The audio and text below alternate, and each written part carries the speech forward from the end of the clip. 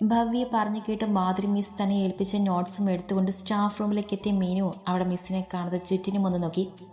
ഏ miss staff റൂമിലുണ്ടെന്നല്ലേ Bhavya പറഞ്ഞത്? എന്നിട്ടിവിടെ ആരെയും കാണുന്നില്ലല്ലോ. ശൂന്യമായി കിടക്കുന്ന സ്റ്റാഫ് റൂമിലേക്ക് നോക്കി അവൾ നെറ്റിച്ച് വിളിച്ചുകൊണ്ട് പറഞ്ഞു. പെട്ടെന്നാണ് അവൾ അരികിലൂടെ 2 ടീച്ചേഴ്സ് നടന്നു പോകുന്നത് അവൾ ശ്രദ്ധിച്ചത്. Excuse me ma'am, Madhuri miss. അവൾ ആ ടീച്ചേഴ്സിനെ നോക്കിക്കൊണ്ട് വിനയത്തോടെ ചോദിച്ചു. മാധുരി മിസ് പോയല്ലോ കുട്ടി. വാട്ട്? അവളുടെ ചോദ്യം കേട്ട് അതിലൊരു ടീച്ചർ പറഞ്ഞതും അവൾ ഞെട്ടലോടെ അവരെ നോക്കി.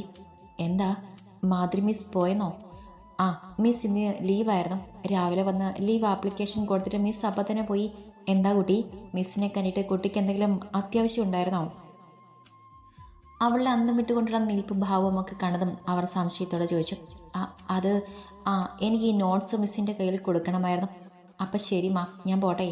അവരോട് പറഞ്ഞുകൊണ്ട് അവൾ പെട്ടെന്ന് തന്നെ അവിടുന്ന് തിരിഞ്ഞു നടന്നു. മുന്നോട്ട് നടക്കുന്നിടയിൽ അവളുടെ ചിന്തകൾ പല വഴി പാഞ്ഞുപോയി. എന്നാലും ഭവ്യ എന്തിനായിരിക്കും തന്നോട് നുണ പറഞ്ഞത്? മിസ് തന്നെ അന്വേഷിക്കുന്നതെന്നായിരുന്നു അവൾ വന്ന് പറഞ്ഞത്, അതും ലഞ്ച് ബ്രേക്കിന്. അപ്പോൾ ഏകദേശം ഉച്ച സമയമായിട്ടുണ്ട്. എന്നാൽ ആ ടീച്ചേഴ്സ് പറയുന്നു മിസ് ഇന്ന് രാവിലെ വന്ന ശേഷം ഉടനെ തന്നെ തിരികെ പോയിന്ന്. അപ്പം അതിനർത്ഥം എന്താ? ഭവ്യ തന്നോട് നുണ പറഞ്ഞു എന്നല്ലേ? അതെ, അങ്ങനെ തന്നെയാണ്. പക്ഷെ എന്തിന് തന്നോട് അങ്ങനെ ഒരു നുണ വന്ന് പറഞ്ഞ് തന്നെ അവിടുന്ന് മാറ്റിയിട്ട് അവൾക്ക് എന്ത് നേട്ടമാണുള്ളത്? നടക്കുന്നിടയിൽ അവൾ മനസ്സിൽ ചിന്തിച്ചു. പെട്ടെന്നാണ് അവളുടെ മനസ്സിലേക്ക് തെച്ചുവിൻ്റെ മുഖം കടന്നു വന്ന് അവളുടെ നെഞ്ചിലൂടെ ഒരു കൊള്ളിയാൻ മിന്നി മറയുന്നത് പോലെ തോന്നി. മുന്നോട്ട് നടന്നുകൊണ്ടിരുന്ന അവളുടെ കാലുകൾ ഒരു നിമിഷം നിശ്ചലമായി. എന്തോ മനസ്സിലായതുപോലെ അവൾ വെപ്രാളത്തോടെ തിരിഞ്ഞോടി. ഓടി വന്നവൾ വാഷ്റൂമിന് മുന്നിലെത്തിയതും ഒരു നിമിഷം മുന്നിൽ കണ്ട കാഴ്ചയിൽ അവൾ പകച്ചുപോയി.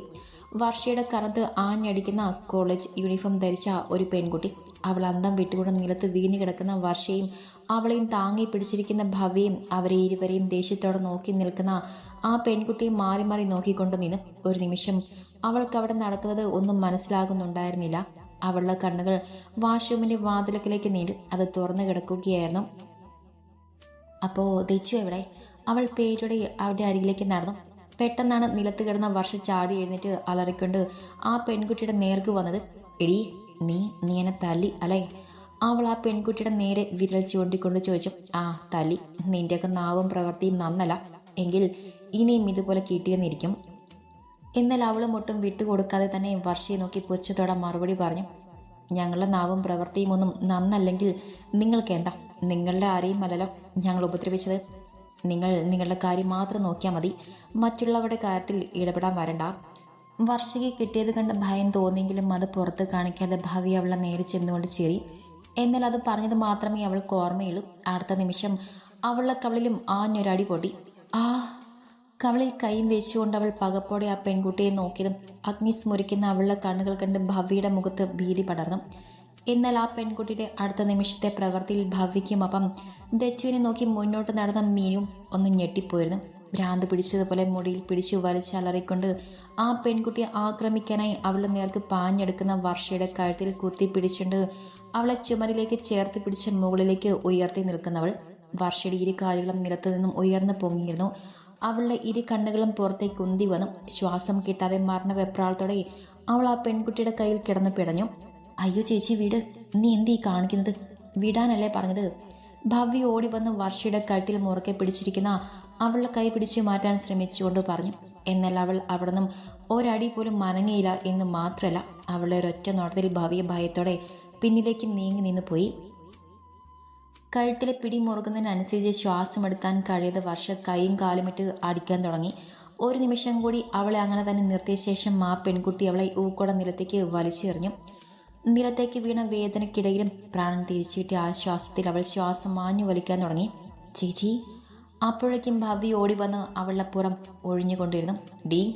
പെട്ടെന്ന് ആ പെൺകുട്ടി അവിടെ മുന്നിലേക്ക് വന്ന് ഒരൽപ്പം കുനിഞ്ഞ് നിന്നുകൊണ്ട് വിരൽ ഞൊടിച്ചത് അവർ ഇരുവരും ഭയത്തോടെ അവളെ നോക്കി. കാരണം ഈ കുറഞ്ഞ നിമിഷങ്ങൾ കൊണ്ട് തന്നെ അവളൊരു നിസ്സാരക്കാരിയല്ലെന്ന് അവർ ഇരുവർക്കും മനസ്സിലായിരുന്നു. എന്തു പറ്റി? രണ്ടുപേർക്കും ഭയം തോന്നുന്നുണ്ടോ? അവരുടെ കണ്ണിലെ ഭയം ആസ്വദിച്ചുകൊണ്ട് അവളൊരു പുച്ഛത്തോടെ ചോദിച്ചതും അവർ ഇരുവരും മറുപടി പറയാനാകാതെ അവളെ തുറച്ചു നോക്കിക്കൊണ്ടിരുന്നു. ഭയക്കണം നിങ്ങൾ, ഇപ്പോഴല്ല, കുറച്ച് കഴിഞ്ഞ്. ഇതൊക്കെ വെറും ഒരു സാമ്പിൾ മാത്രമാണ്. യഥാർത്ഥ വെടിക്കെട്ട് എന്താണെന്ന് ചേച്ചിയും അനിയത്തിയും അറിയാൻ പോകുന്നതേയുള്ളൂ. പല്ലുകൾ ഞെരിച്ചുകൊണ്ടുള്ള അവളുടെ ആ വാക്കുകളിൽ അവർ ഇരുവരും പേടിയുടെ ഉമ്മെന്നിറക്കിപ്പോയി. അപ്പോൾ മക്കള് ചെല്, എന്നിട്ട് രുദ്രസംഹാരം ഏറ്റുവാങ്ങാൻ തയ്യാറെടുക്ക്. അവർ ഇരുവരെയും മടിമുടി ഒന്ന് നോക്കി അർത്ഥം വെച്ചുകൊണ്ട് പറഞ്ഞ ശേഷം അവൾ അവിടെ നിന്നും പോകാനായി തിരിഞ്ഞപ്പോഴാണ് ഇതൊക്കെ കണ്ടുകൊണ്ട് ഭയത്തോടെ അന്തം വിട്ട് നിൽക്കുന്ന മീനുവിനെ അവൾ കാണുന്നത്. അവൾ നിന്ന് ശ്വാസം എടുത്ത് വിട്ടുകൊണ്ട് മീനുവിൻ്റെ അരികിലേക്ക് ചെന്നു. താൻ എന്തിനാ ഇവിടെ നിൽക്കുന്നത്? തൻ്റെ മുന്നിൽ വന്ന് നിന്ന് മാറിൽ കൈയും കെട്ടി ഗൗരവത്തോടെ ചോദിക്കുന്ന ആ പെൺകുട്ടി മീനു ഒരു അല്പം ഭയത്തോടെ തന്നെ നോക്കി നിന്നും. ഇതുപോലെയൊക്കെയുള്ള കാഴ്ചകളൊക്കെ കണ്ടാൽ ആരായാലും ഭയന്നു പോകില്ലേ? പാവം മീനും. അവളുടെ എന്തു മറുപടി പറയണമെന്ന് പോലും അറിയാതെ വിറച്ചുകൊണ്ട് നിന്നും. തൻ്റെ ചോദ്യത്തിന് യാതൊരു മറുപടിയും ഇല്ലാതെ തന്നെ ഭയത്തോടെ നോക്കിക്കൊണ്ട് നിൽക്കുന്നവളുടെ മുഖത്തിന് നേരെ കൈ ഉയർത്തിക്കൊണ്ട് ആ പെൺകുട്ടി ഒന്ന് വിരൽ ഞൊടിച്ചു. അത് ഞാൻ എൻ്റെ ഫ്രണ്ട് വാഷ്റൂമിൽ ദാക്ഷായണിയാണോ? മീന് ഭയത്തോടെ പറയാൻ തുടങ്ങിയതും അവൾ ചോദിച്ചു. അതെ, അവൾ വാഷ്റൂമിൽ പോയിരിക്കുകയായിരുന്നു. ഞാൻ അവളെ വിളിക്കാൻ വന്നതാ. ആ കുട്ടിക്ക് സുഖമില്ലാതെ സിക്ക് റൂമിലേക്ക് കൊണ്ടുപോയി. അയ്യോ, എപ്പോ? ഞാൻ അറിഞ്ഞില്ല. അവൾ പറഞ്ഞു കേട്ട് മീന് വെപ്രാളത്തോടെ പറഞ്ഞു. താൻ എന്തിനാ കുട്ടി ഇവിടെ ഒറ്റയ്ക്ക് നിർത്തിയിട്ട് പോയത്? ഈ തവണ അവളെ ചോദ്യത്തിന് അല്പം കൂടി ഗൗരവം കൂടിയിരുന്നു. അത് ഒറ്റയ്ക്കായിരുന്നില്ല. ഞാൻ അവളെ ഭവ്യ ഏൽപ്പിച്ചിട്ടാണ് പോയേ. അവൾ അത് പറയുമ്പോൾ അവളുടെ കണ്ണുകൾ ഭവ്യയുടെ നേർക്ക് നീണ്ടും. അതിന് മറുപടിയെ ആ പെൺകുട്ടി നിന്ന് പുറ്റിച്ച് ചിരിച്ചതേയുള്ളൂ. ചേച്ചി, ഇവിടെ എന്താ ഉണ്ടായത്? എനിക്കൊന്നും മനസ്സിലായില്ല. റാഗിങ്. മീനുവിൻ്റെ ദയനീയമായ ചോദ്യം കേട്ടതും അവളൊരൊറ്റ വാക്കിൽ മറുപടി പറഞ്ഞു. റാഗിങ്ങോ? അയ്യോ, അപ്പം എന്നെ തെച്ചു. അവൾ വല്ലാതെ പേടിച്ച് കാണും. ഞാൻ അങ്ങോട്ട് പോയിക്കോട്ടെ ചേച്ചി. അവൾ പറഞ്ഞു കേട്ട് മീന് പരിഭ്രമത്തോടെ പറഞ്ഞു. ഞാനും വരാം. അതും പറഞ്ഞിട്ട് ആ പെൺകുട്ടിയും മീനുവിനോടൊപ്പം സിക്ക് റൂമിലേക്ക് നടന്നു.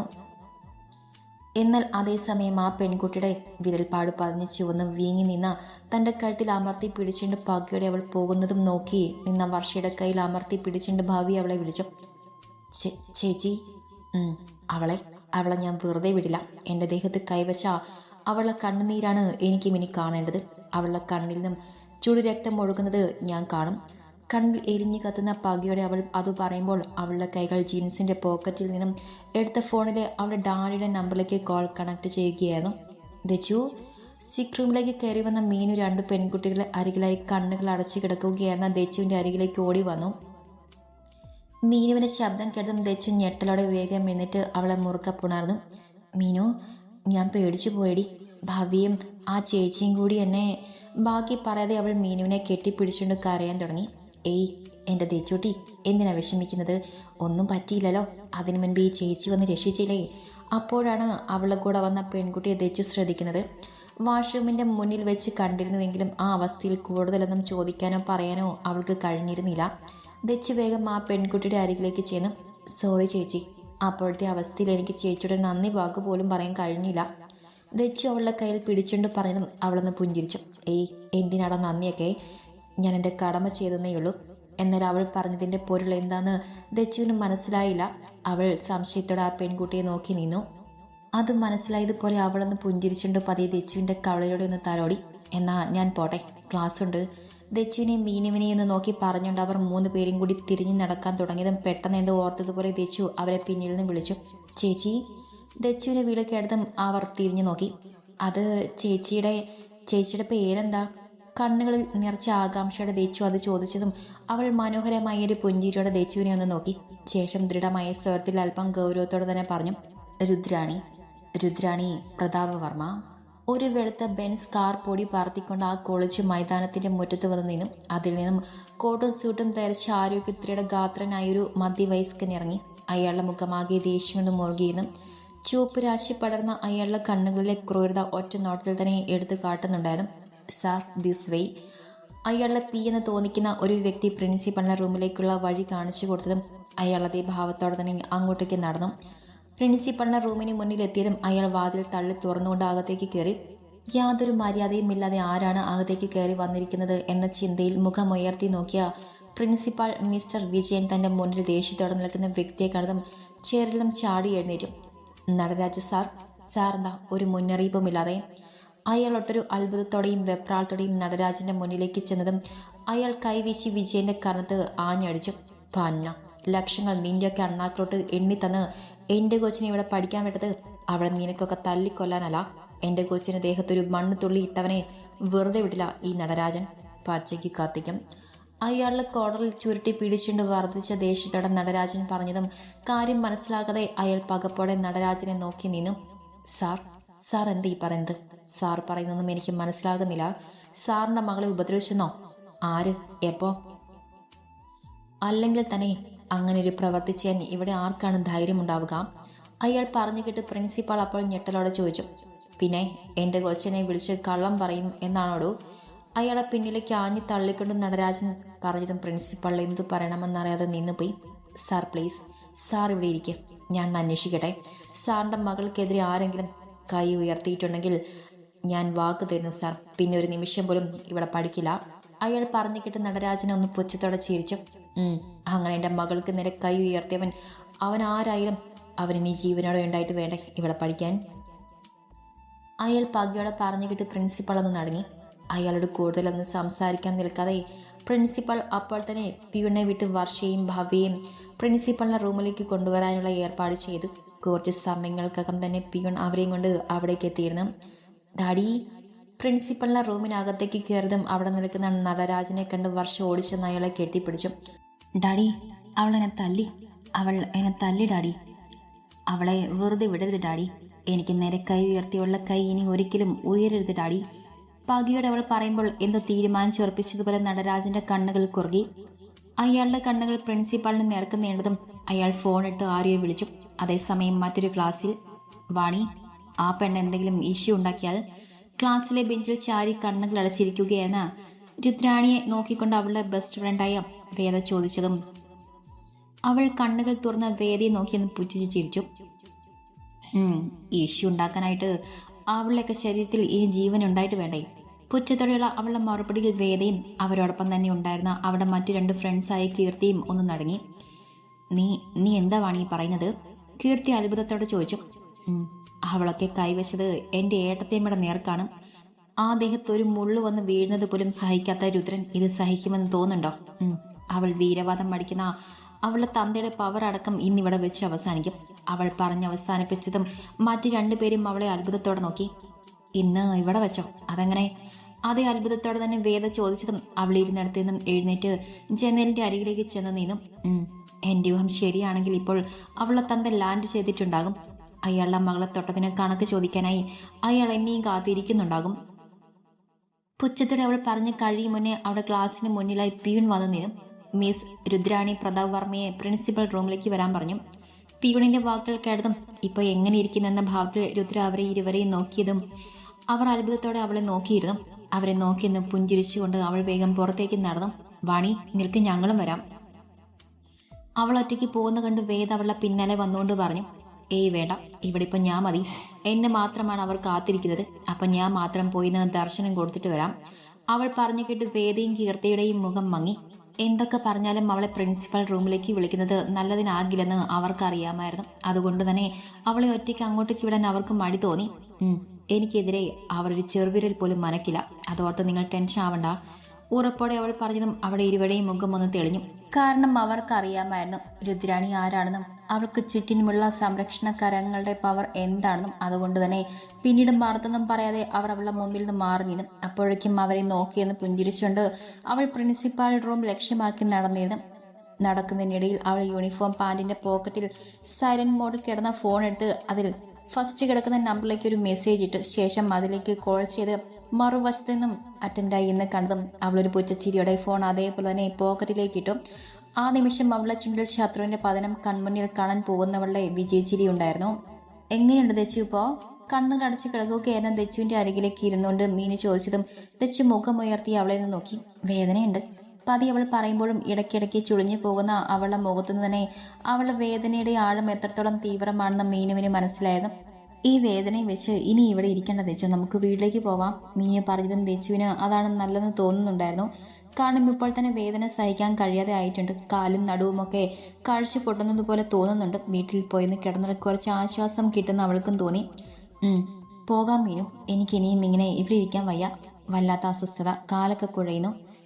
എങ്കിൽ നീ ഇവിടെ ഇരിക്കും, ഞാൻ പോയി ഒരു വണ്ടി വിളിച്ചുകൊണ്ട് വരാം. മീനു അവളോടായി പറഞ്ഞതും അവളൊന്ന് തല കുലുക്കി. ദേവ് അവൾക്കായി ഏർപ്പാടാക്കിയ വണ്ടി ആദ്യത്തെ 2-3 ദിവസങ്ങൾക്ക് ശേഷം അവൾ തന്നെ അവനോട് പറഞ്ഞു ഒഴിവാക്കിയിരുന്നു.